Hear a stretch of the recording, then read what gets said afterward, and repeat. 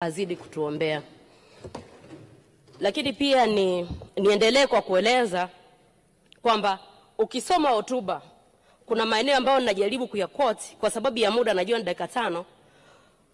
Waziri amesema au ameandika tulipotoka kulikuwa na vumbi. Hapa alikuwa anaelezea rami. Tulikotoka kulikuwa na vumbi, lakini leo tunatembea kwenye rami. Tulikotoka kulikuwa na miteremko isiyopitika, leo tuna barabara zinaunganisha ndoto na fursa. Kuongezeka kwa barabara za changarawi kwa asilimia alizozitaja, anasema hivi ni viunganishi vya matumaini. Unavyosoma vyote alivyovisema katika jimbo langu la Kyerwa ni kama havina uhusiano. Na wakati mwingine nikiwa nasoma najiuliza, hivi tuna Tanzania ngapi? Natambua kwamba resources zinaweza zisitoshe, lakini resources zitakuwa na maana kama zikimgusa mmoja mmoja, kama zikigusa jamii, kama zikigusa wilaya, kama zikigusa jimbo. Sisemi hakuna kilichofanyika, lakini nikipata muda nikaeleza ramani ya wilaya ya Kyerwa, kuanzia zahanati, hali ya zahanati, idadi ya watumishi, hali yenyewe iliyopo, vyumba wanavyotumia kina mama, maeneo ya kupumzikia. Nikaanza zahanati moja moja, nikakutajia Songambele, nikatoka nikakutajia Nyakatuntu na maeneo mengine. Utasema kweli hii mlioandika Mheshimiwa Waziri haituhusu sisi. Lakini tukitoka hapa tukaenda kwenye changamoto ya vyumba vya madarasa ya shule za misingi. Kuna baadhi ya vyumba tukiongelea baadhi ya vyumba majengo yamechakaa. Maeneo mengine sawa wamejenga, lakini sisi ukijenga maeneo mengine na kwenye wilaya isiguswe, wananchi hawezi kuelewa unachokisema. Kwa hiyo bado tuna vyumba vingi ambavyo ni chakavu kwenye maeneo yetu, nikianza kwenye shule ya msingi Songambele na maeneo mengine kadha wa kadha ambayo kwa sababu na dakika 5 sitayataja. Lakini wito wangu naotaka kuutoa, wananchi wametumia gharama zao kujenga magofu. Tuna magofu ambayo yana wastani wa zaidi ya miaka 15 mpaka 12. Serikali tunaomba mwende mmalizie hayo majengo, kwa sababu wamejenga kwa maumivu makali, wamejenga kwa kufungiwa, wamejenga lakini leo ameshindwa kuisha. Naomba tutie nguvu kuhakikisha haya majengo yanakamilika. Lakini sio hivyo tu. Changamoto ya vyoo. Leo katika karne ya 21, wakati ukijisifia kuna maeneo kadha kadha, mashule ya msingi kwenye maeneo yetu yanafungwa kwa kukosa vyoo. Orodha ni ndefu, muda hautoshi, lakini waziri akitaka nitampatia. Vyumba vinafungwa, shule inatishiwa kufungwa kwa sababu haina matundu ya vyoo. Kuna shule moja ya msingi ambayo iko kata ya Nyakatuntu, wana matundu mawili, ambao haya matundu wanatumia walimu na wanafunzi, matundu mawili ambao mengine ameshazama. Hiyo tunaongelea karne ya 21.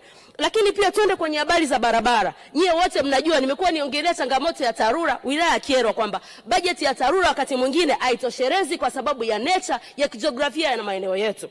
Kwa hiyo ni lazima tunapokuwa tunaongelea hizo quick wins zisambae kwenye maeneo yote, na hasa maeneo ambayo ni ya kimkakati. Ukija kwenye wilaya zetu zina uchumi, zina rutuba, zina kila kitu. Kama serikali ikiwekeza, kama serikali ikitoa maendeleo, ina maana sisi tutafika mbali.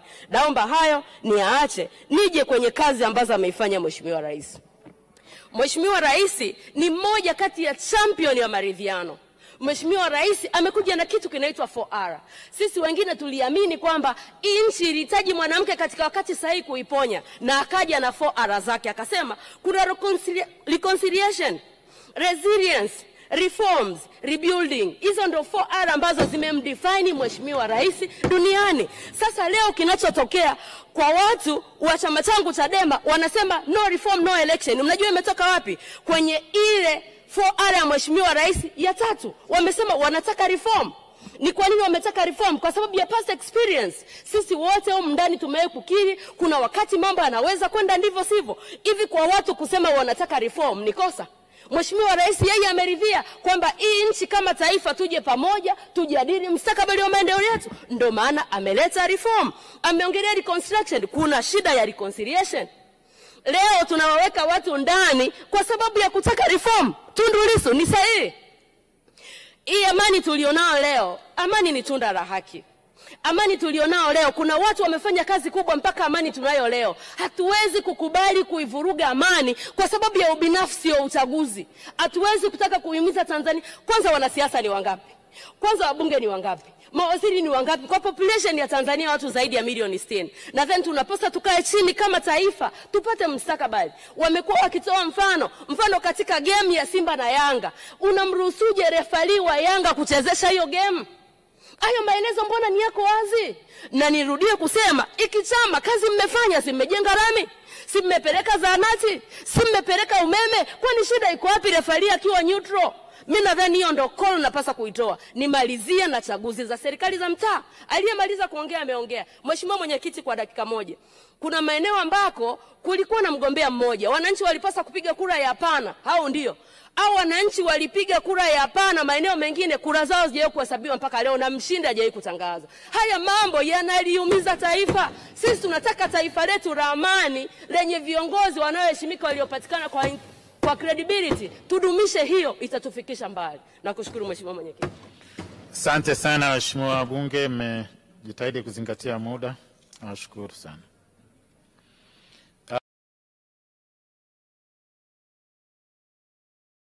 Stanislaus Shingoma Mabula.